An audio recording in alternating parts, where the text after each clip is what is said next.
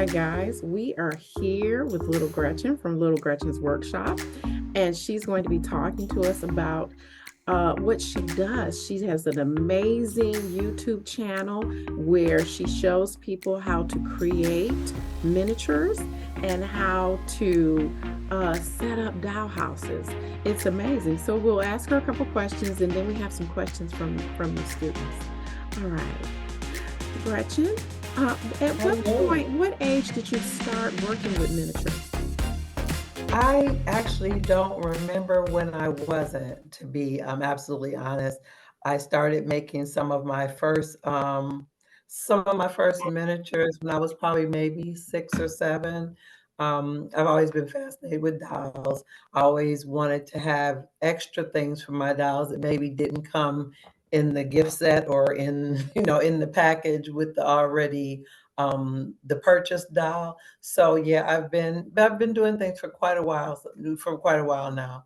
Yes.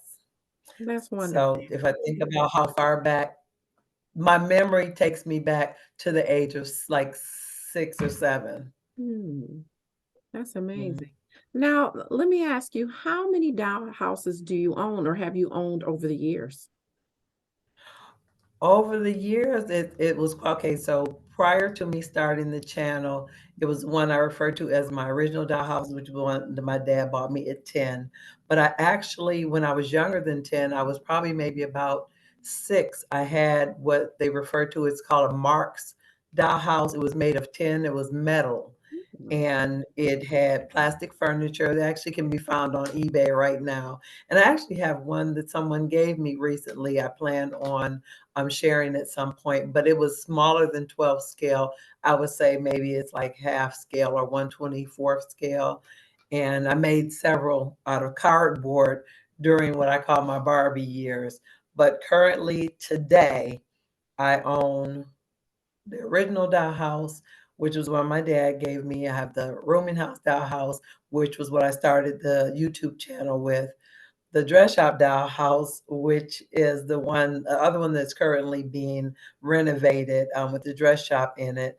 And I have two more that I haven't started on in the channel. I guess my dolls will find out about that now. But I have two additional ones. One my daughter gave me, and then another one I found on Facebook Marketplace. I thought it was a really great deal. So right now, total 5 and Okay. 6, including the Marks one. Now, we Yes. do have a few questions from some Okay. students, and we gave you a list and Okay. some of the questions. And let's see. Okay. Okay, so I can go ahead and start okay, I'll start with the first one here. Uh-oh, I'm sorry. I'm just trying to get the list up. I had it open and the window it closed. All right. Okay, so I'm gonna read the name of the teacher and the question. Okay, so I've got Miss Byers, and Miss Byers asked, "How do you make sure that the push or pull in a toy works smoothly without getting stuck or being too hard to move?" And the question came from Julius. Well, hello, Julius. So, my answer to that question, how do I make sure that the push or pull toy works smoothly without getting stuck? Now, again, when you use the word toy, I don't necessarily make any push or pull toys that use wheels like cars or anything like that. But I have a couple components that I use that would involve pushing or pulling, which would be doors in doorways, doors on cabinets, or even drawers inside the cabinets or things that I create. So when it comes to that, to make sure that they move smoothly, I would need to make sure there's plenty of room around them, that the wood is smooth or sanded nicely, so it's finished nice. So there's it won't be any catches on the wood. And if it was like a doorway, again, you would have to make sure that there was proper what I call symmetry, where the door is hung straight, where like it wouldn't like swing crooked, where it would get, maybe it's like cocked where it wouldn't swing smoothly. And just let me say this, And because I am known for being the miniaturist that doesn't measure, I'm not really big on measurement. I do a lot of eyeballing, so I'll be totally honest.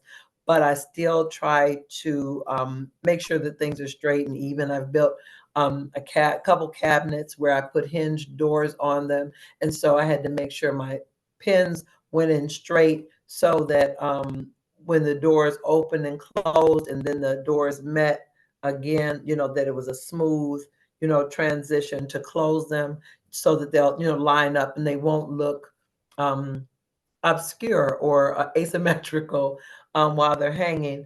And from the standpoint, and this would absolutely be theory because I've never made a wheeled toy, but if it was a wheeled toy, I would say to make sure that it pushes and pulls smoothly without getting stuck, you would want to make sure that the wheels are all even so that you can pull them so that they can be pulled, smoothly, and to make sure that the wheels can handle whatever terrain that you're pulling them across, where it wouldn't be something that the handle that you pull, it would need to be strong enough to be able to handle the weight of the item that you're pulling.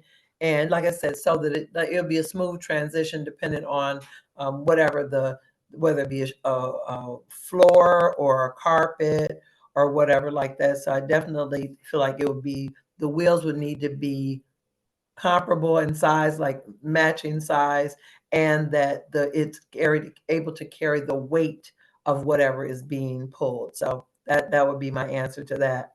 Now I have another question that also says, how can you explain how the push pull toy? How I'm sorry. Can you explain how you use push and pull in making miniature toys? And are there different ways you can make things move using these forces? And absolutely, in my earlier reference to the doors and the drawers, like doors are handled differently than you would a drawer. Again, you pull the drawer with the knob, you push it forward, with your hand, but even though it's both using force, pushing and pulling, the way you would manipulate it is different. So the drawer would need to be in a way where there's enough room around it, and the door would need to have a clear place of passage where it would, could open and close smoothly in the opening. So for that question, that second question was from a young lady by the name of Maya. Mm. Is that a Okay, Maya? Okay. yes, okay. Okay, let's see here. What else do I have? Okay, so I'm from Mr. Senor Ramirez. It Mhm. says, how do you decide which materials to use when making a toy that needs a push or pull? And that question is from Justina. Um, And again, not taking it in a bad way, but I don't really not making. I don't really make toys, but from the standpoint of how do I determine what materials to use when making an item, when it comes to those type of things where I'm making doors and drawers and things like that, I almost always use wood. Those things can be made from what they call cereal box card. There are ways and concepts. I've never made anything out of anything like that. You can actually make them out of cardboard. I always use wood that's generally 1/16 of an inch thick because that's pretty easy to cut with a craft knife, not using any machinery or tools or anything like that. But you definitely, depending on the level of durability you would need the toy to have. You could definitely do use cardboard to make those type of things. I do have what she says. How another it's another question from Miss Ramirez's class. It says, "Can you show us an example of a miniature toy you've built that uses both push and pull movements, and how did you make it work?" That's by Hector. Oh, now this question, they actually want to see an item. So in response to wanting to see an example or want to see an example, of a miniature that I've built that has both push and pull. So I'm going to hold up. This is a little cabinet that I made. I actually made it on my YouTube channel, Little Gretchen's Workshop. And this is the door. So I just had to remove the the little um the little hinge off of it. So it's got That's actual nice. working doors, and it's filled with all kinds of fruits and vegetables and things. So the dolls will have. Can you see it? Is it centered? Okay, so the here, move it here, so that the dolls will be able to have food for the winter season. Now at the bottom, it actually has things here, but then I've got a drawer at the bottom that pulls out. It's the drawer is not filled, but it's you can see that it pushes, and it's full of cutlery, knives, and things like that, and towels. So that's just so you can just kind of see. But again, I have the doors that open, and then they close together, and I made it where they kind of close like that because I've got Oh, like a nice. little Yeah. latch on it, so you can kind of see. I have to close it a certain way so I can lock it, but There's two mhm, different kinds. So I think that's wonderful because it's not just wheels, it's not just uh like a pull toy. So mhm, definitely it's mhm. more than just one thing. So I love that. I Yeah. love that. And Um now there is one other component that I work with, and I've actually made windows for my dollhouse as well, but I made my windows fixed. But I do have windows in some of my dollhouses that the window actually has like the double hung window where you push one part up and pull the other part down. Again, that's another concept. Now, most of those windows don't have work on pulleys. It's just they've made like I guess you would call like a little trench in mhm. the body of the window frame so that one frame can go up and the other one can come down. And you put like similar these kind of little handles. I don't know, I'm gonna bring it up kind of close so you can Yeah. see that type of handle, like a window thing there, right Oh there. Can yeah. you see it the way I'm holding it? Yes. That type Yes. of handle or window pull, because that's actually what these handles are. They're window pulls, but you put them where you can actually open and close the windows like you would in just in a regular house. So that's another push them up, pull it down type, Mhm. movement, like the force of pushing and pulling. So it's actually something that's used in so many different ways. Even if you think about a oven door, you Oh pull it yeah. open, you push. So Yes. yeah, it's kind of all around us in different ways that you really wouldn't automatically think of. Mhm. So Yeah, all kinds of appliances, and now that you say that, I'm thinking refrigerators and just all kinds of things. yeah, yeah. So it's everywhere. It's all around. I think sometimes we kind of get, for lack of a better word, pigeonholed into thinking of things in only one way. When you think of push and pull, like Mhm. it's in so many parts of our everyday life, you almost don't even notice it anymore. Yeah. At the question for Miss Murray and Mr. Roach's class. Mhm. Okay, so it's two questions listed.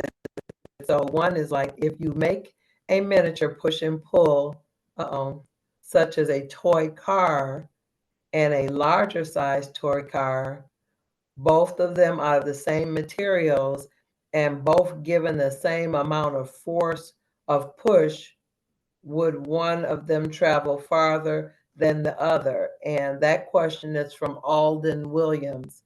So, absolutely, Alden, the smaller car, if they're both made out of the same materials and everything being equal, one is just smaller. If you're using the same amount of force, the smaller one is definitely going to propel further because you're using the same amount of force, but with something with a lesser weight, it's going to be propelled further. So that would definitely be the case. The smaller one would move further. Okay. And then the second question for this class, the question says, what has been the most challenging miniature toy you have ever made and why? And this question is by Jason Jason Gayton Ventura. Hi, Jason.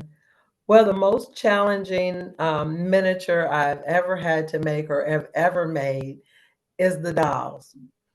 Trying to create human features and fingers and yeah, realistic hairstyles and clothes and body proportions, which can come in any number of any number of ways. It would absolutely be the dolls. But even though they've been the most challenging of my miniature journey, making the dolls has been the most rewarding. Just learning to create the faces and to sculpt the faces out of clay and to give the dolls what I consider personality and an emotion. That's been a lot of fun because I always kind of didn't like how some dolls looked. Their faces looked blank, their eyes had a blank stare. I really wanted my dolls to look as though when you peeked in at them, that possibly I was peeking in on a conversation or that something just happened that I didn't know about, that their faces would show a level of, life or um, curiosity or something just to give the impression that there was really something going on in the room that I missed rather than the blank doll stare. I never Right. liked dolls that look like that. That wasn't realistic to me. Yeah. And I think it's really amazing that all of Mhm. your dolls look different. None of them, they're not all the same. They all have different, I feel like different personalities and Yeah, it's different yeah. features. And that's just an amazing thing. I Mhm. love that about them. Um, Thank you, thank you. okay, we had a couple other questions that didn't get in that list. So one for Yeah. Miss Hester's class, what new tricks do you use to make miniatures? So are there any new tricks that you're using? And that's from Cadence. Oh, well, I would say kind of one of my newest things, and when I say new, so keep it in perspective, I've been making miniatures for over 40 years. So when I say new, I will say within the last, say like 5, 6 years, using nail art. Mm, Using things that would normally that are designed or created to be used in designing making designs for nails.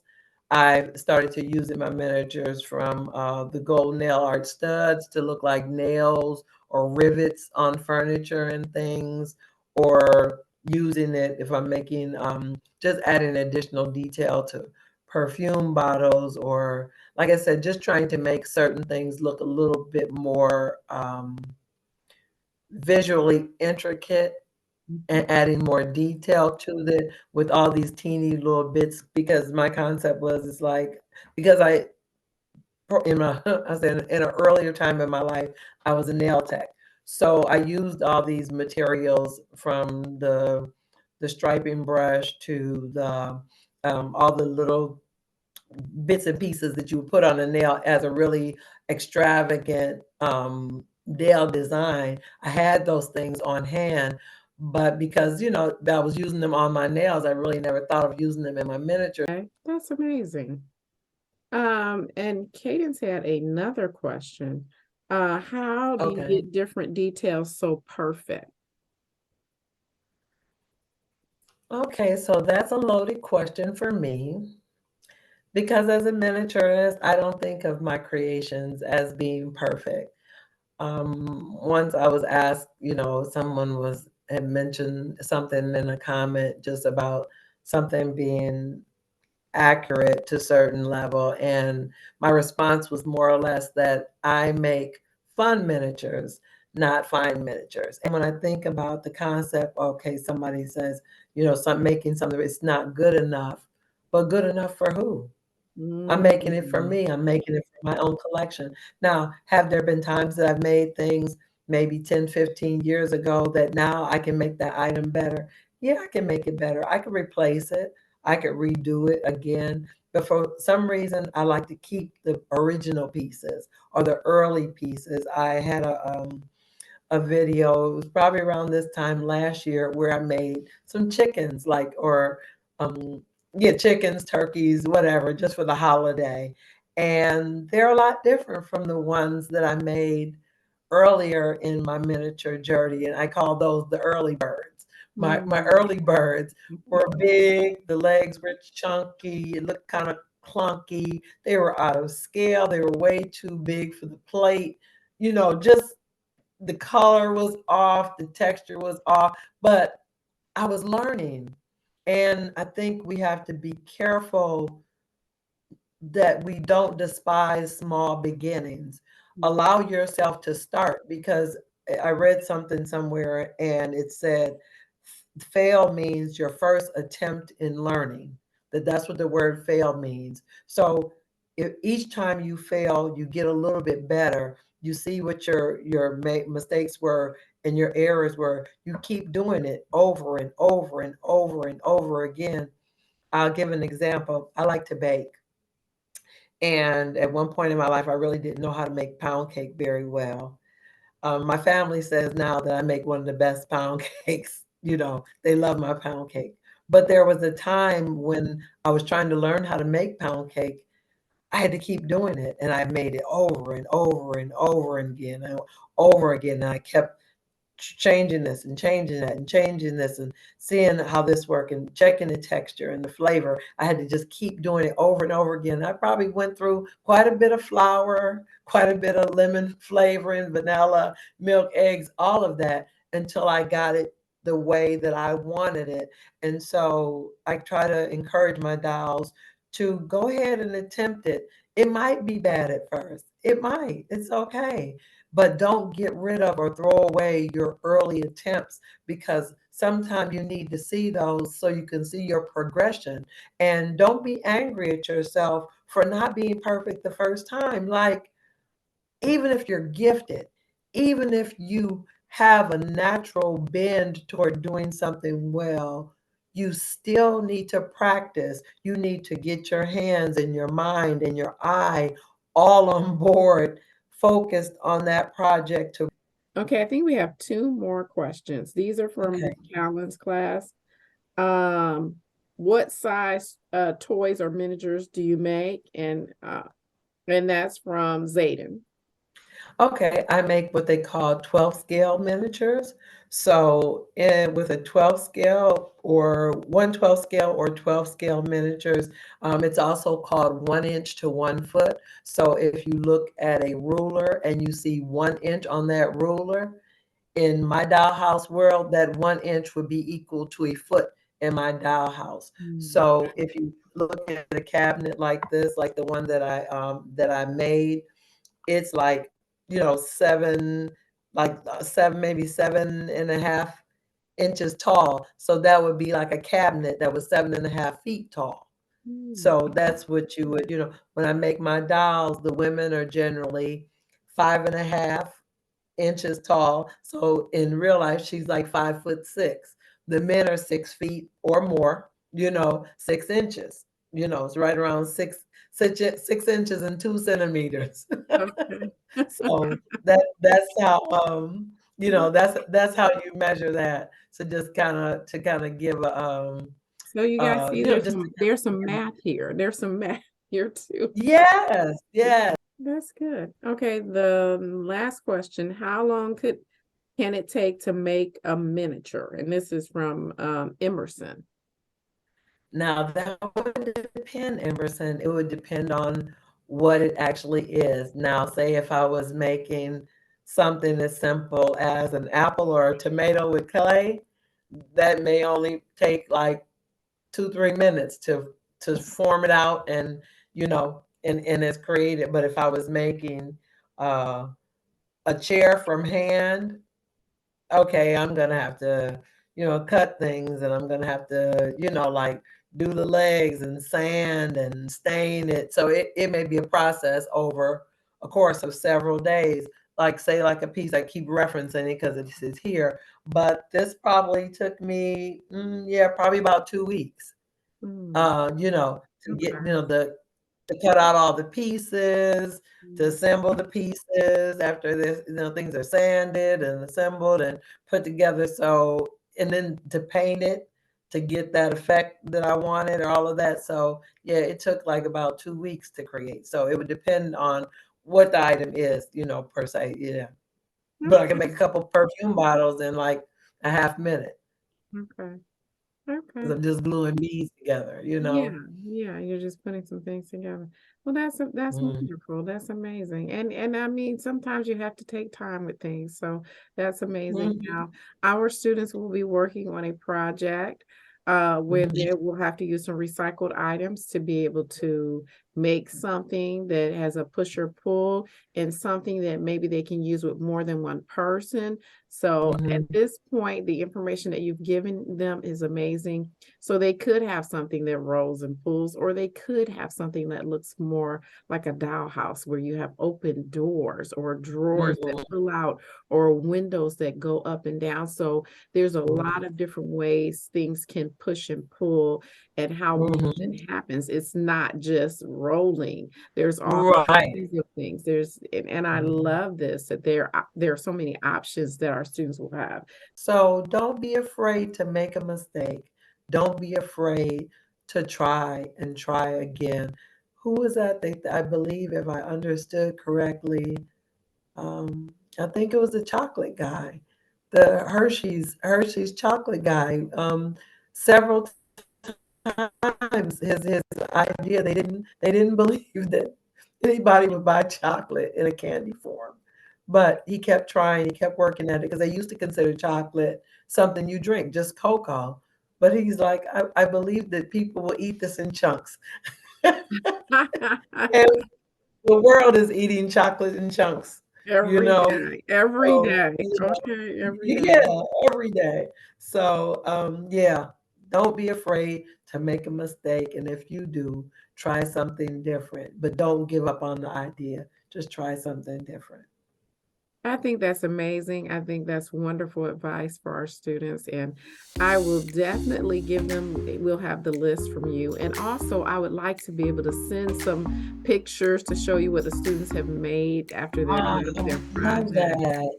Yeah. I would love that. I would love that. And I would, at any time you ever need, yes, any ideas, or like, I would love to come back again and answer more questions or give suggestions at any time. I would love to. I feel honored and humbled that you chose me to ask me about my channel, or not the channel, but the what I do and how I make things, and how I come up with what I do, and how it fits in with what you're doing with the children. I think it's really, really wonderful, and I think it's a beautiful thing to show how art and science really do work together. They're not separate, they work together. They Yeah. work together in an amazing way to help the next generation to see that. I think it would benefit us all. Oh, yes. So, so true. And we want to thank you again, Little Gretchen from Little Gretchen's Workshop.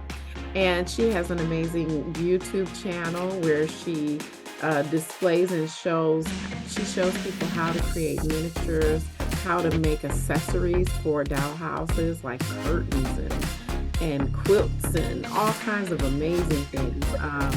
And the newest thing is the dress shop where just some amazing things are going on. And there's always a story that goes along with it. So we want to thank you so much for joining us and answering questions. Okay, you're welcome. All right. Absolutely, absolutely. Thank you for inviting me.